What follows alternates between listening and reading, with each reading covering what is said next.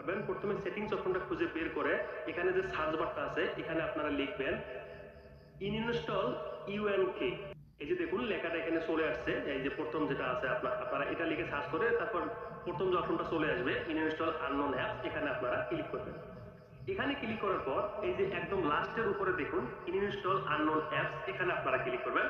এখানে সমস্ত browsing option কিন্তু শো করবে। এই যে দেখুন ক্রোম ব্রাউজার আছে, তার আছে সমস্ত কিছু কিন্তু এখানে শো করবে।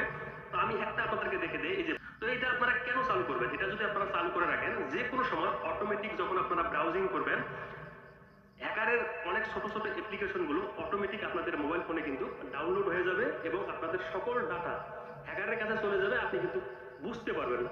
তো এই অপশনটা চালু করে রাখার কোনো দরকার নেই, আপনি অবশ্যই এই অপশনটাকে এখান থেকে বন্ধ করে দিবেন। এই অপশনটা যখন আপনি এখান থেকে বন্ধ করে দিবেন তখন কিন্তু অটোমেটিক কোনো অ্যাপস ডাউনলোড হবে না, তারপর এখান থেকে আপনারা ব্যাক করবেন।